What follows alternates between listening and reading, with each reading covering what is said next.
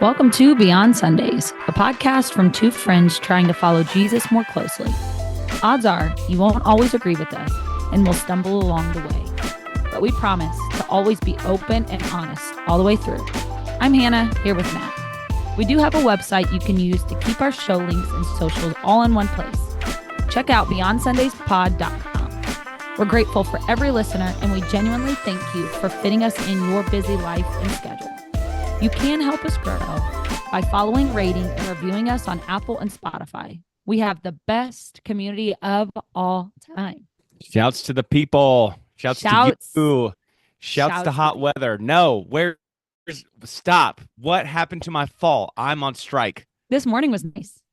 No, I look next week in the place where we live, 88 degrees on the 1st of October. Get out of here with that. I thought we were going cooler again. Yeah, me too. Nope. Summer said, not so fast, not so fast. Yeah. I like Summer's voice. Summer's voice is pretty great. Summer's a piece of junk. Summer is great until a certain period of time. Yeah, when the calendar says October, summer needs to get out. It should have left Yeah, correct. You've overstayed your welcome. Now you're in trouble. Okay, so I'm actually going to bring up something else to you. Yeah. Something different. So my anniversary is this weekend. Okay. First of all, do you remember the day you got married? The date? Yeah, June 17th, 2006. Get out of here. Liam and I can never remember if it's the 26th or the 27th. Wow. I genuinely can never remember. So it's either Friday or Saturday. I just can't remember. But I want to know if you're going to find this shocking or not. Okay. For our anniversary, we're going camping. Oh. Do you find that shocking? Camping. Camping.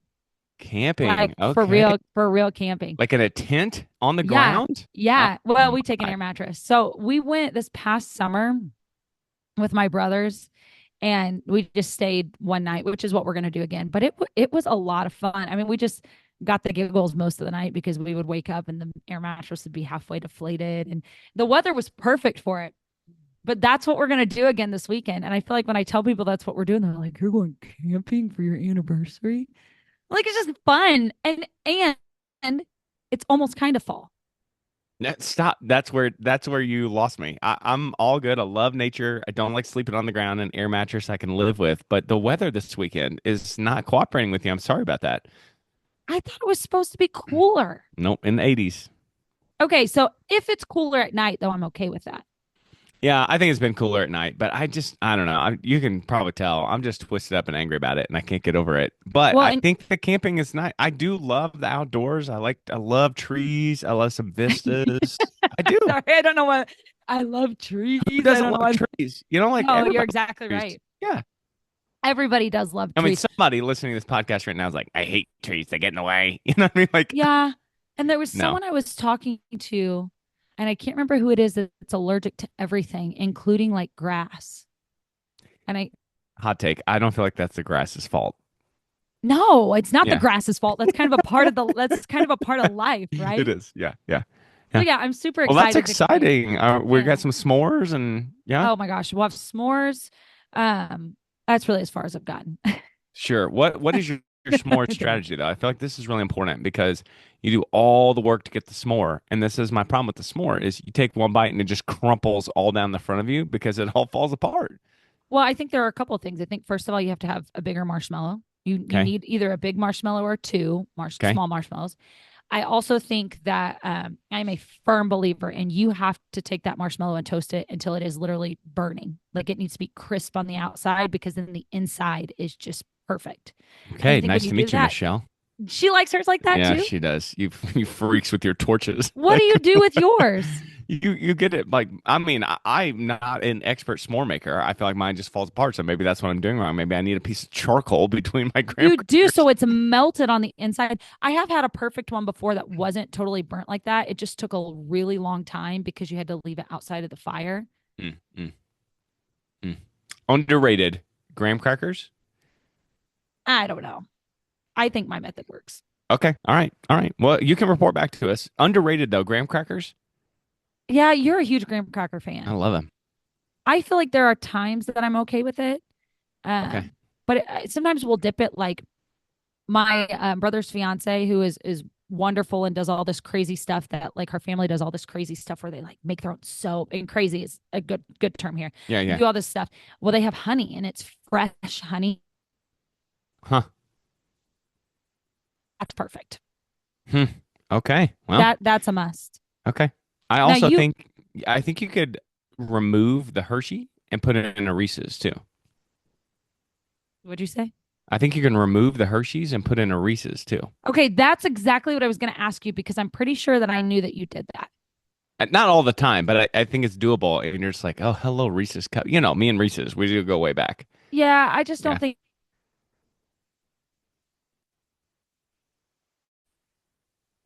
so. I am going to report back to you and Okay. I'm going to Good. let you know Report how it back. goes. Report back. Good. I can't wait. Okay. Is my internet breaking up awful? Yes. Yes. Dang it. I would Well, say that we need to get off this, let it download, and I'll patch up what I can from that opening conversation. shoot. I think I there's don't going know to be what it's doing. places. I don't know. I think there's going to be a couple places where it freezes, and then I'll send you a new link. Let's just start fresh if that's okay. That's okay as long as it's okay with And you. you I'm can just go straight sorry. into the episode. And yeah, it's Perfect. okay. Okay. And if like worst comes to worst, and we just lose all the camping stuff, like I don't know, We'll run figure out well, without it. and we can always record a short snippet. You know what I Yeah, mean? yeah, If we yeah, need to. Okay. yeah. All Send me right, another I'll one. send it. Okay. Yep. Bye. Okay, bye. So today I want to talk about I don't know if I'd call it my favorite characters in the Bible, but definitely one of the most interesting or more interesting characters in the Bible, and that is Saul from the Old Testament. Mm. So his life, there are times I have felt a lot of empathy for him. Okay. Yeah. Sure. I don't know if that's right or okay. I just feel like he's kind of been dealt a bad hand in some situations and was scrutinized pretty heavily. I mean, I guess the defining feature of Saul is he done made a mistake and messed up. And I mean, there's something like indelibly human about that. So for you to have, for sympathize with him, I get it, you know? Yeah, yeah, I think maybe that's some of it. And so you see in Saul's story, and it's primarily like a good portion of it is between First Samuel 12 through chapter 16. And Mhm. so I'm going to kind of take us on a little journey through that. Oh, I love a journey. I love a journey too. So, and as you hear stuff and you're like, oh, you want to interject, just interject. Okay. So when you're looking at chapter 12, so you have Israel starting to ask for a king.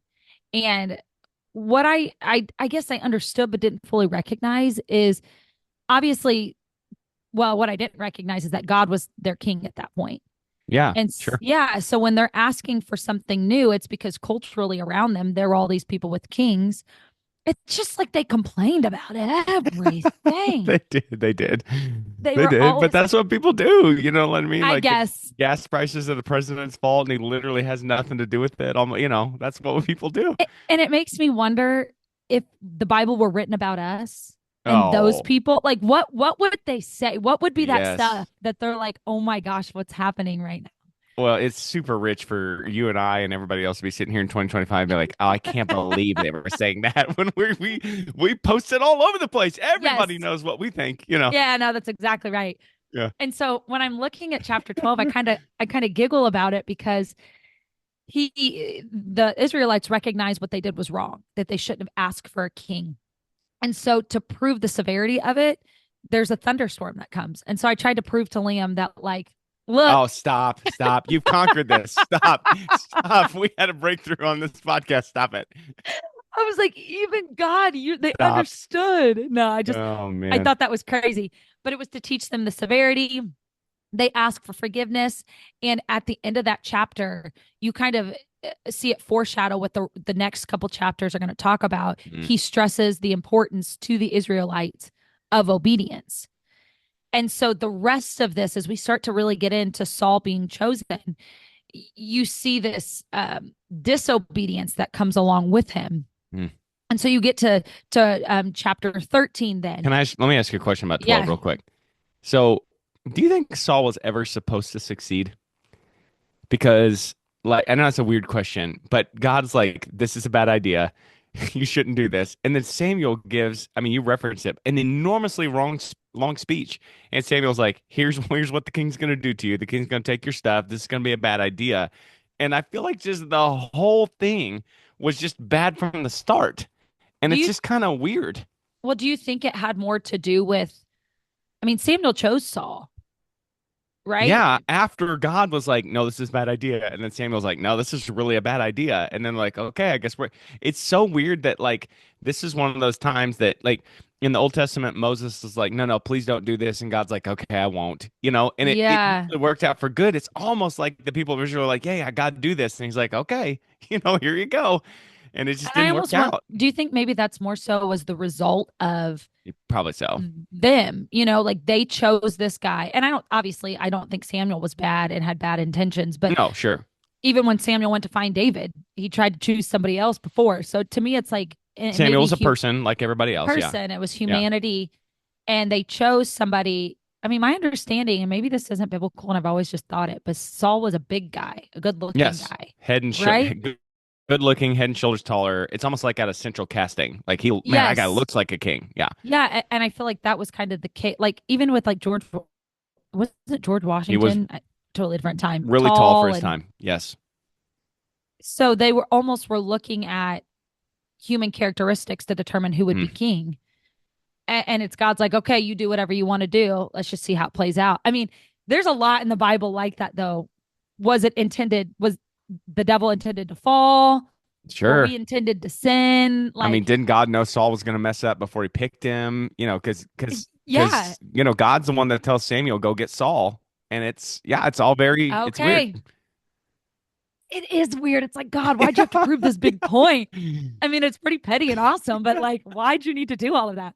Yeah. But you get to the next chapter, you get to chapter 13, and you find the Philistines, they're retaliating because of Jonathan going Mm. out and doing something well. And Jonathan, we know, is Saul's son. Hmm. So they retaliate by sending like 36,000 plus people to the Israelites to kill them. And what's crazy here is you start to see how wishy-washy I feel like Saul is, and maybe more Hmm. influenced by people, Okay. because he's pressured by the people around him to make a sacrifice that was only intended to be made by Samuel. Now, you have heard me make this argument, I know. Okay. I was very distraught by this at times because I'm like, Samuel said he'd be there in so many days. He didn't show up. So Saul did what he thought was right by making the sacrifice. But what I never put together is Saul didn't have the qualifications. It Correct. wasn't just he did it before Samuel got there. He literally took something that wasn't his, something that was holy, and did it. I didn't recognize that. God wanted those roles separate. God wanted Yes. Saul to handle the politics and Samuel to handle the priesthood. And what's even more interesting to me is like this connection just popped in my head right away. Jesus is the only one that's supposed to fill both those roles.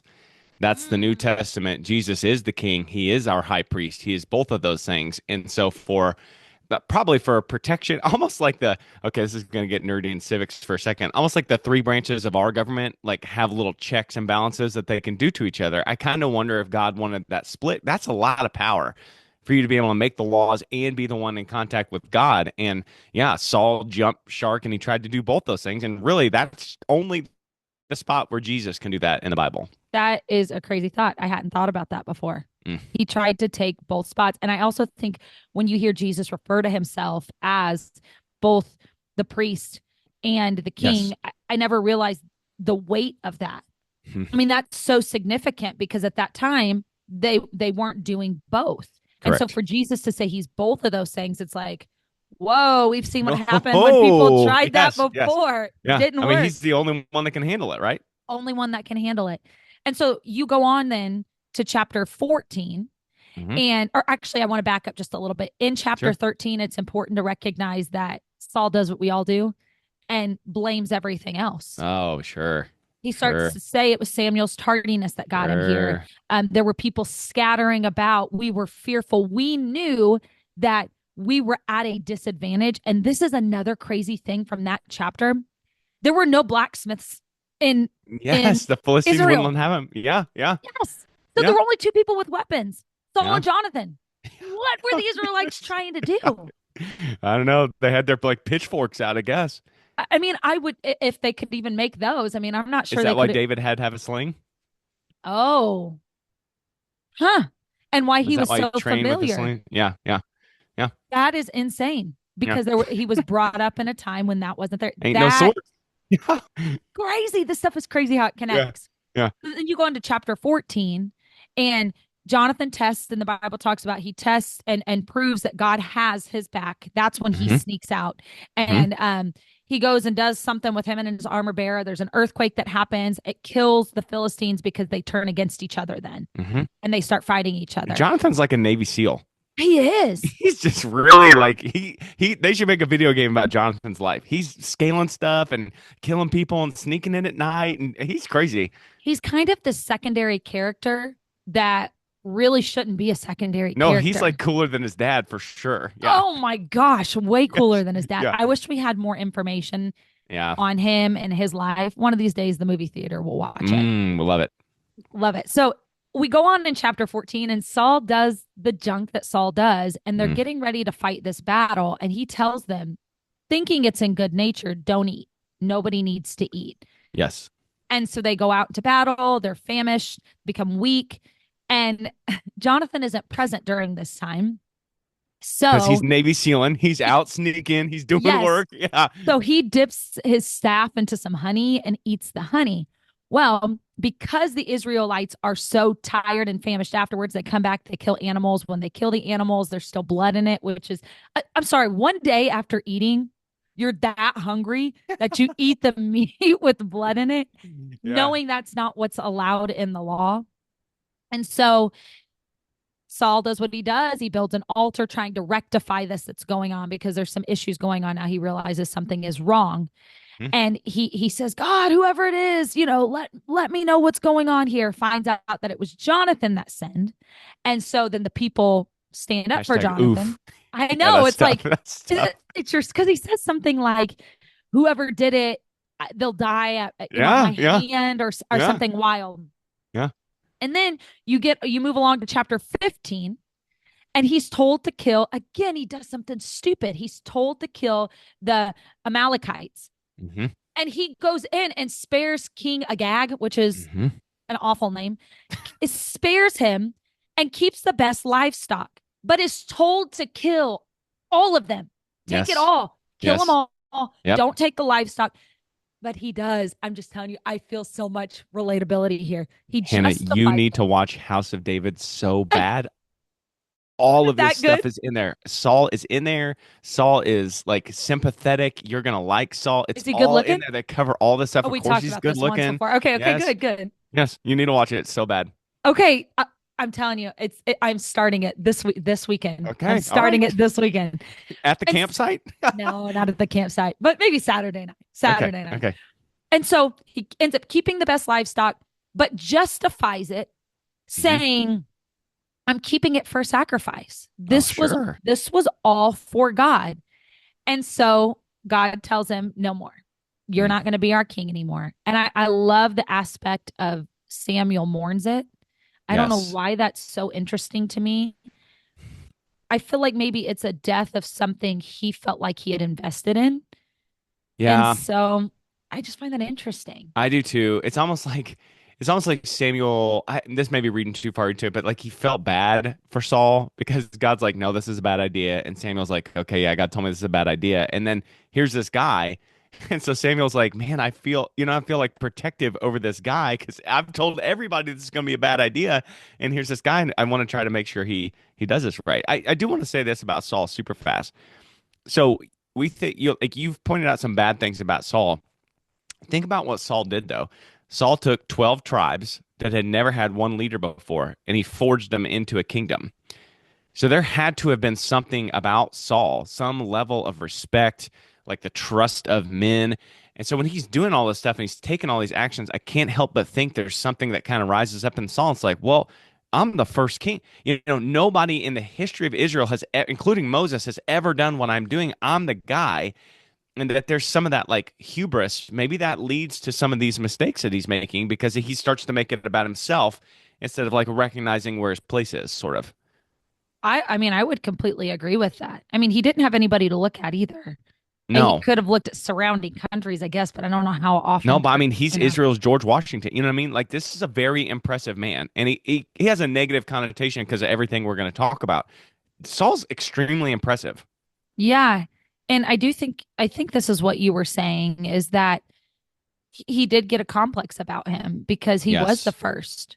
yes, He was it, and there were people following him, and there were hmm people looking after and doing the things that he was telling them to do. So there was a hmm complex there, which yeah. takes you into this pride piece.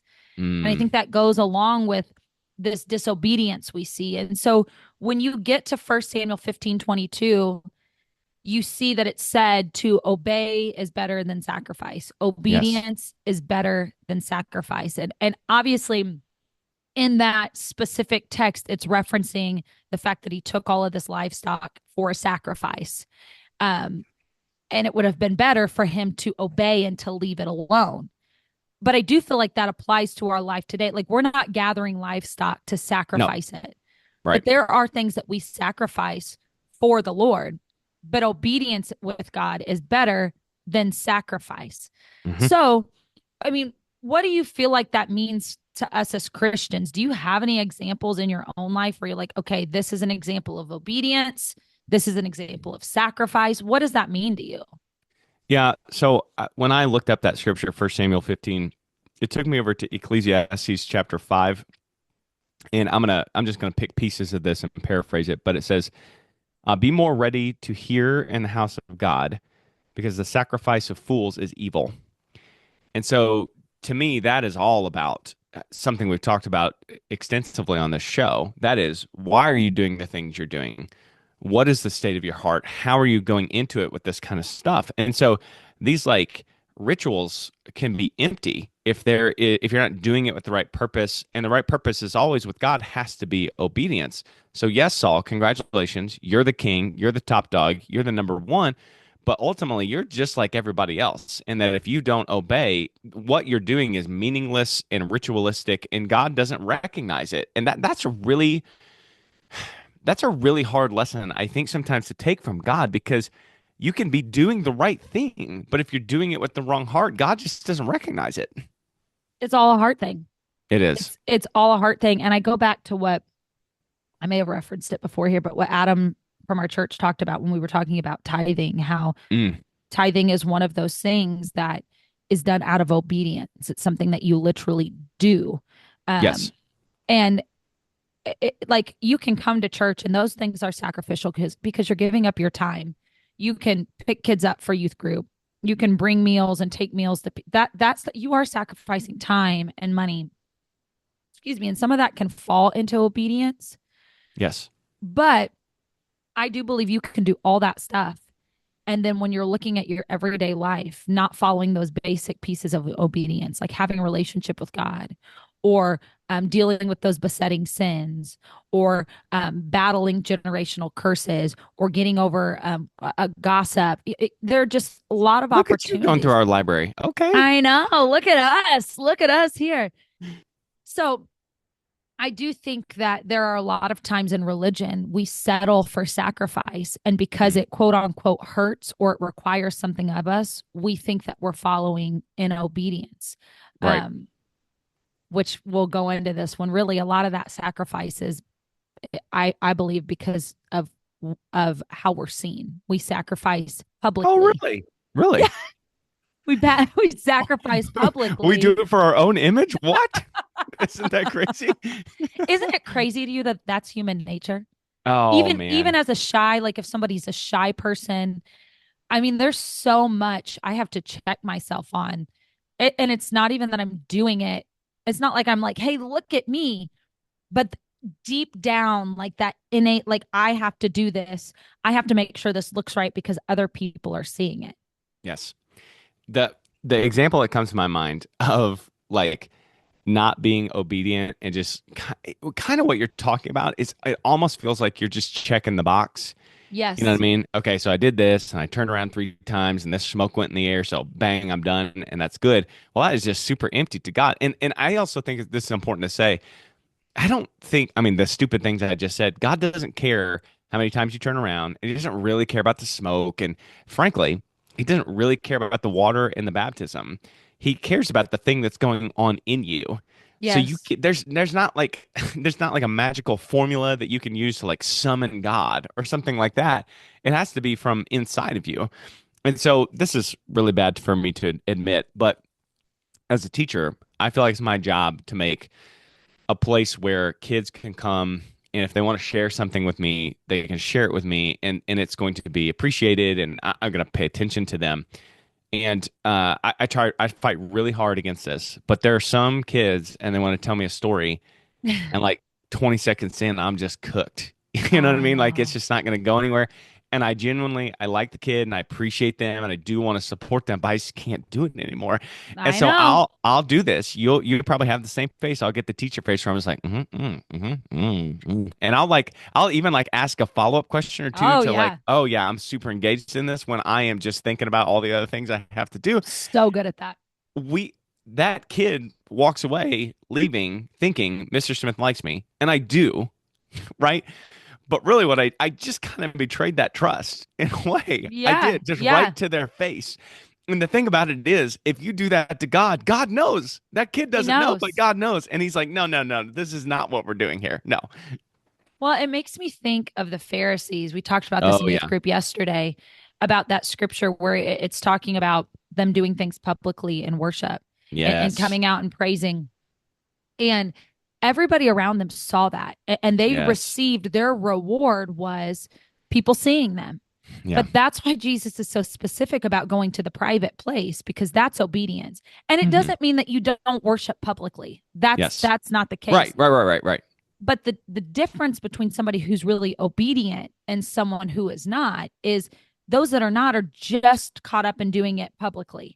And it doesn't even mean that they just want the response from people. It may just be they're into checking off the boxes. I go to church, I worship. It feels good. We're excited. It's just a part of my Sure. culture. But in that private time, it's not happening like that. And That's the and real stuff. that's Yeah. that's the real that's the obedience. The Correct. obedience is private. The obedience is quiet. So I really go back to Saul's response to Samuel when Samuel shows up and confronts him Mm. and says, "Look, why did you do this? Why in the world did you go ahead and do this sacrifice? Why didn't you wait on me?" And Saul responds the way that I feel a lot of us do by saying they weren't on time. Yeah. This person frustrated me or how am I supposed this is real in my life. Uh-oh. How Uh-oh. am I supposed to do all of these things to make sure the church or whatever my youth group is successful and you're telling me I need to get up earlier and go pray? I had to stay up late last night and work on this. that Okay. that's real for me. That's real stuff. Yeah. God, I'm doing all of this. And some of that stuff I'm doing, I do privately. I may be typing Yeah. up a Yeah. youth Yeah. lesson at home, but to me, that's still sacrifice. Yes. That's not obedience. And I think we classify works as sacrifice Mm. and not, or we call it obedience, but it's actually just sacrifice. Hmm. Beyond Sundays listeners, here's what I think is happening right now. I think that Hannah has just launched on a hashtag justice for Saul movement here. She's feeling a little bad for Saul. She's identifying with Saul just a little bit. And you make some valid points. Like Saul is supposed to do this battle. Samuel has said, I'm going to be here, and he's not there. And that is frustrating. But I think what this goes to show is like, the external factors that make us feel a certain way and make us react a certain way and make us do certain types of things. This is why the standard of following Jesus is so hard. That cross is heavy. And this is why God doesn't care about the external factors. He doesn't care about the pressure. He doesn't care about that stuff. Nope. What God wants you to do is listen to him and do that first. And guess what? God can take care of all the external factors. And you know what's so frustrating about this is Saul knows that Yeah. because you skipped over it, which is fine in 1 Samuel. There is a massive list of kings that Saul has beaten. He's good at this. Yes. He's done this. He's seen it before in his life. And for him to say like, oh, well, we were supposed to do this at 3 o'clock p.m. and it was 5 and I just went ahead and did it. What an idiot. You know what I mean? Like God can't take care of that. Well, it really gets into this cockiness and this Ooh, idea that we deserve something or we have the power. I mean, I'm sure he had this list of people and he clearly had skills. He clearly had the sure. ability to lead. Yeah. And it's almost like he started to lean. He still knew the importance of God, Mm. but he was so caught up in what he could do to make it happen that he didn't follow the protocol. And I do think, oh, that is good. That is good to me. I think sometimes we get caught up in we know what we need to do to get quote unquote what we need to get from Uh, God.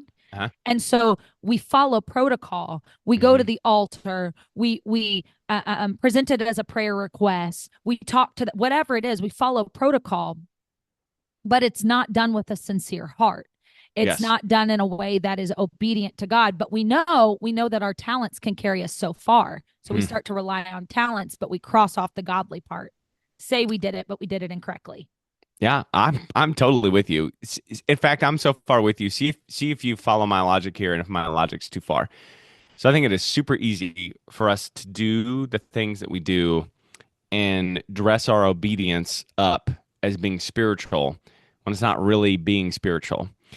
And that just strikes me is that you're living a lie then. You are saying one thing, but you're really doing something else. And then that word lie, just from the Bible, I'm thinking like, well, lie. Satan is the father of lies. And you'll get this sometimes in the New Testament. You'll get this like the spirit of the Antichrist. You're Antichrist. So it's almost like because you are trying to portray yourself as one thing, but you're really lying about it, you're following in the footsteps of Satan. And there's still like that spirit of the Antichrist. Like that is devastatingly bad to God, right? Yes, but I think that's how it needs to be looked at because we Yeah. don't think of the severity of it. We Okay. that's the big we don't think of how That's an interesting serious point. this Saul's is. just like, no, no, no. Listen, listen. We were going to do the sacrifice anyway. I just did what we were going to do anyway. And God's like, no, no, no, no, no, no, no. That's a huge deal. Yeah, it shows the severity of it. And I think that in our culture, we are so this culture we're so into being our own person. We're Mm, so into not being bossed around. I'm not going to be told what to do. You're not going to disrespect me. You're not going to tell me what's right and wrong. And I think that gets shown in the church. mm, And I can be I'm very much like independent and my own person, but the Bible is very clear about obedience and it's very clear about order. It's very clear about who does what. And so you can be a dominant person. You can be somebody that's independent, but you have to submit that will to, I believe, to both God and to your pastor. And it yeah. doesn't mean that pastors are perfect. No, It just means to correct. walk in the Lord the way he's called us to do. You have to be obedient even when it doesn't feel right. Yes. Even when your pastor is asking you to do things that you're like, well, I don't want to show up on Wednesday nights. I don't want to Yeah. do this. I don't want to do Sure. that. Sure. We have to be submissive. And I think Yeah. that's hard for us in this culture. It is. Here's a terrifying thought. God only cares about our involvement in church and ministry insofar as we are obedient.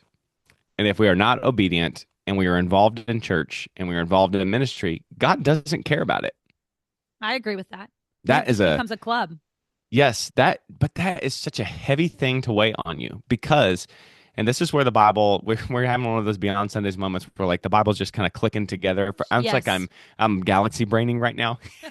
I mean, but like all this stuff from the New Testament about like where is your heart and the spirit coming to live inside you. I mean, every single thing that you do, you have to be checking your motives and seeing what's going on and seeing like, am I obeying because I want God to do this in me? I'm trying to increase my status. All this stuff, it's like a constant battle to make sure that your heart's actually in the right place. But like read the New Testament. Yeah, of course it is. That's the way it's formed. It this reminds me that it is harder to live for God than we Yes. like to make it out to be. Yes. It can be hard to get up on Sunday mornings. It can be hard to show up and to serve in this capacity. But ultimately, those are just extensions That of by themselves is not enough. it is just community work. Yes. That's it. Sister Oliver said it years ago in a sermon, a service we had at our old church. Is It's this just before or after the heart swoop? Oh, that was A after sweep the of the heart heart swoop. That after was the heart after the sweep. heart swoop. Okay. After Okay. the The heart heart's swoop. clean now, boy. The heart's clean. Yeah, but it's just the truth. If Jesus isn't in it, if there's not Yes. obedience in it, then it is just community work. And so I do think it's so important that we remember that obedience, it's not about religious gestures. It is about trust. And so Yes. I found some parallels that we can really apply to our life because some of us, again, as I have, I can justify and say, well, I am obedient. I'm doing this, this, and this in the church. But here's some modern parallels to what Okay. disobedience would look like: giving money, but refusing to forgive someone. We know Yes. tithing is a part of being obedient, but then you're refusing to forgive. Mm-hmm. You're busy in ministry, but you're not praying. Mm. You're singing in the platform, you're doing worship, you're leading worship, but you're refusing to change destructive habits such as the way you talk to a spouse or the way Mm. you talk to your children Mm. or the way you gossip about people or I don't know, any other destructive habit you may have. Sure. Yeah. Those are modern parallels to that. So obedience is all about trusting God, not Mm. religious gestures. It's about trusting God.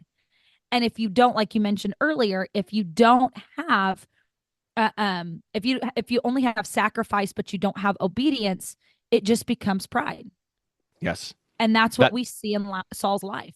well, that's exactly what I was going to say. Isn't it literally Saul's like checking his watch, like, oh man, we're late for the sacrifice. We got to get this done.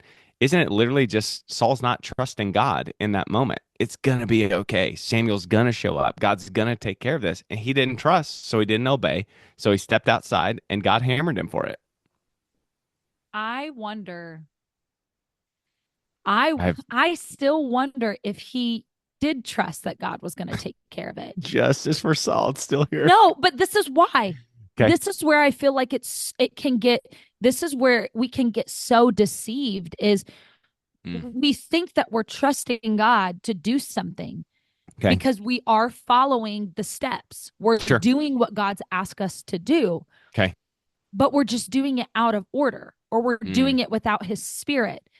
And I just feel that that's so prevalent in the church is we go to church and we worship and we feel the emotions of the spirit and we see people coming into the church, but our private life, in our private life, there's not obedience because we've learned to rely on talent, or we've learned to rely on I can't even think of the word, like the functionality of the church, the fact that we have a machine that's working really well and doing Okay. Sure. things to serve people. We rely so much on that that we've been deceived and allowed the spirit to leave. And Mm. that's when we can justify, I did what I was supposed to do, but we didn't do it in obedience. Hmm. So you're saying that obedience in some ways,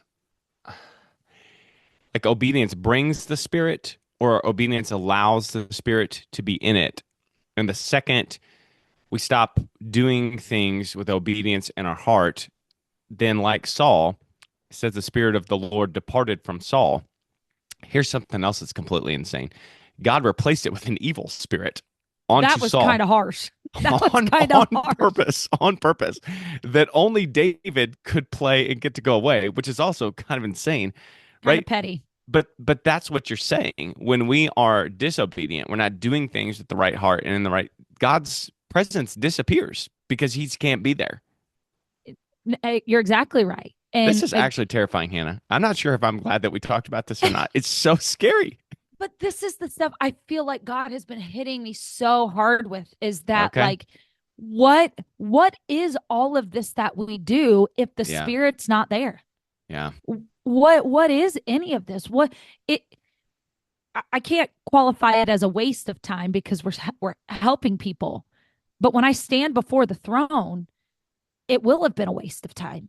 Hmm. If I'm not following in obedience, if I'm not relying on God's spirit, if I'm relying more so on the procedures and the processes we put into place that help us be successful or the talents that I have, lots of times people in the crowd can't tell the difference. They Hmm. can't tell whether I have been obedient in my private life or if I'm just following and sacrificing by giving up my time and the practicing. They can't, I feel like they can't tell the difference, because when you usher God's spirit in, God's spirit is there and takes it away. It's not Hannah's spirit at that point. Right. Yeah. Yeah. Hmm.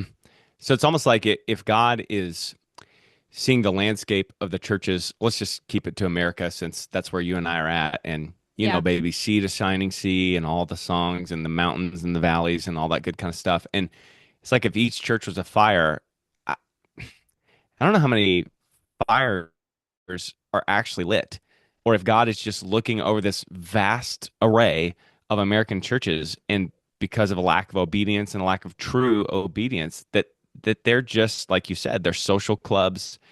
There's no spirit there, and that makes me really sad from God's perspective to just look out into what is supposed to be giving light to all these people, and really all that's happening is it's just darkness because we're Yeah. like substituting our own human. We can't get there. You know what I mean? That's really sad from God's perspective, I think. I think so too. And I feel like I'm getting to this point where I'm becoming this quote unquote radical in Mm. my faith. And I'm not like standing on top of my roof, like yelling out the gospel or something crazy. I mean, maybe that's what I should be doing. I mean, I don't know. But I just, the older I get, I feel that we are lacking so much in the spiritual realm because we're not doing the things we're supposed to do privately. Mm. And we live this life of checking off boxes, and we can justify it. Because we're good people and I'm we're doing the right thing. I'm doing we're what I'm supposed doing to be the doing. right thing. And that's so scary to me. Like you said, it's scary. I do want to read a scripture. It's from Micah 6:6-8.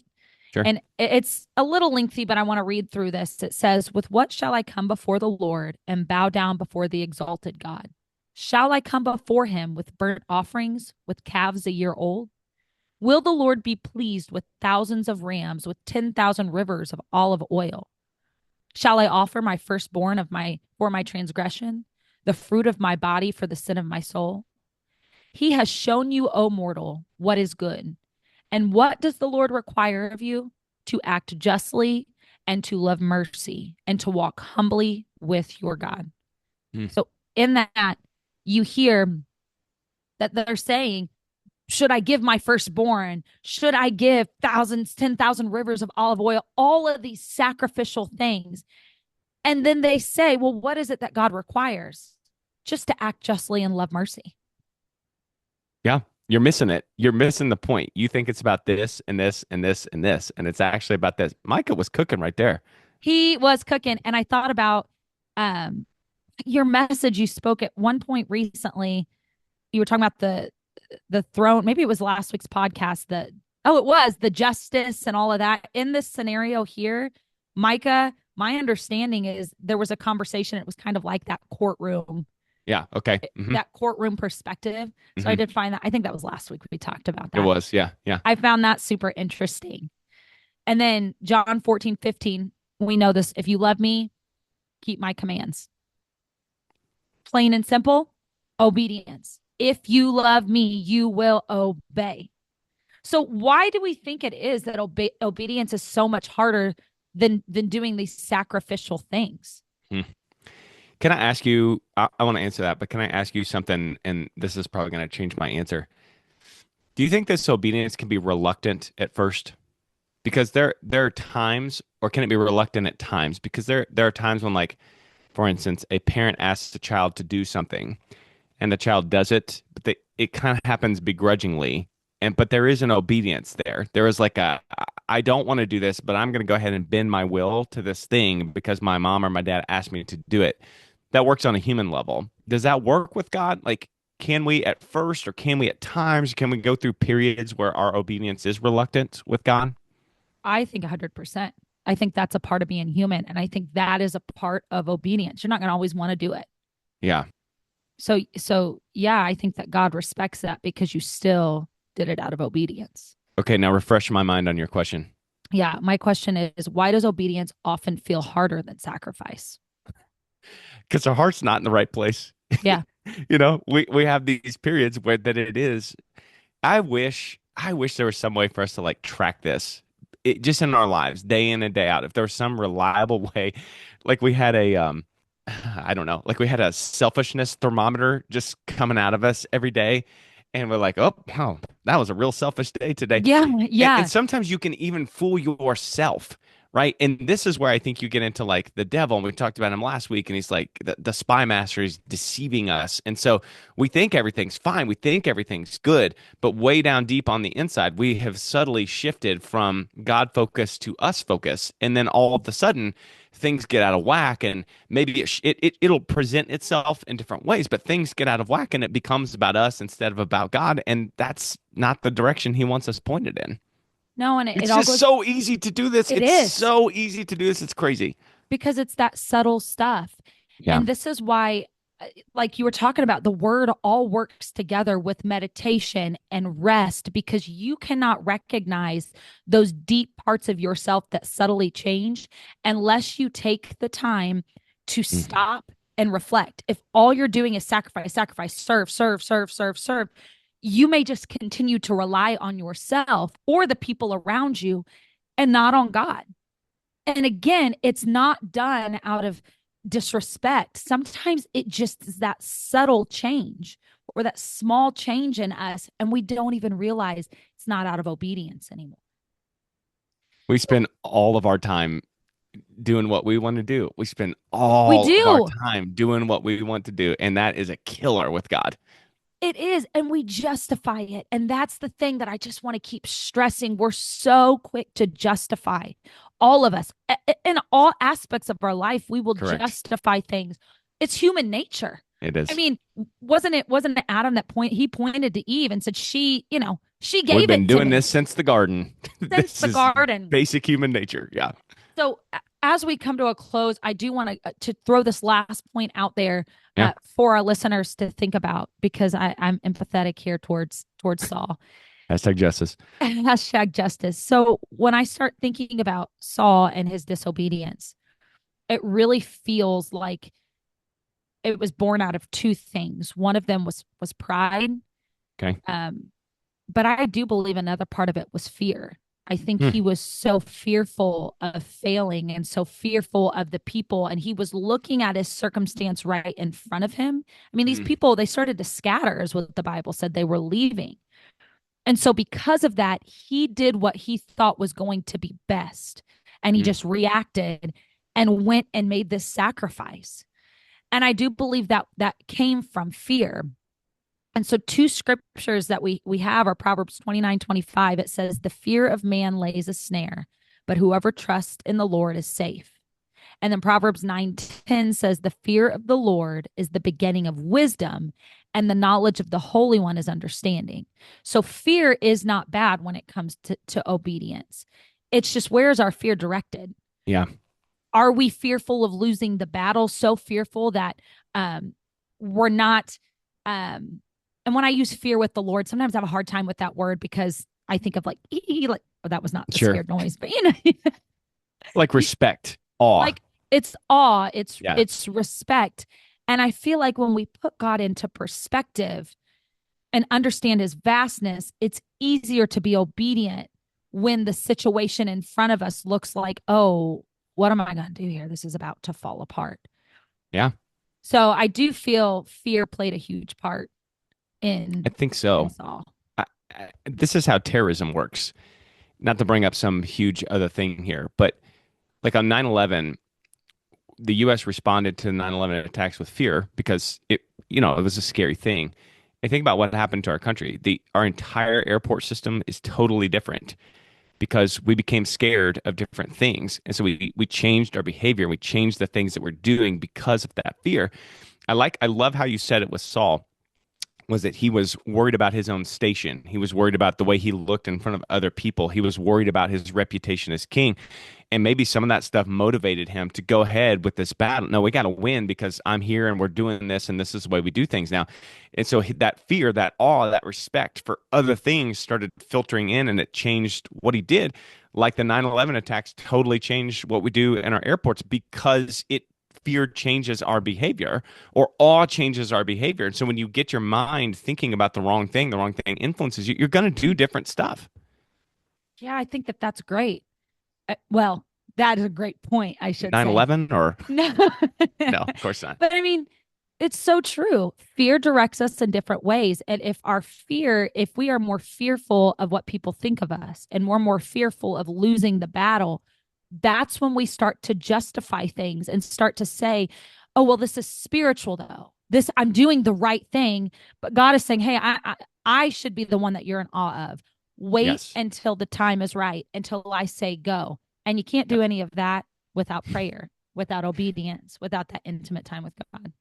That's it. You have to have all those things in a true relationship with him, and you have to obey him, and you have to do it every second of every day and check yourself. And Yeah. guys, it's hard and the cross is heavy. This is not a joke. If you're going to take on this life, you're taking on the whole life. This is what it is. It's all the time and everything that you do.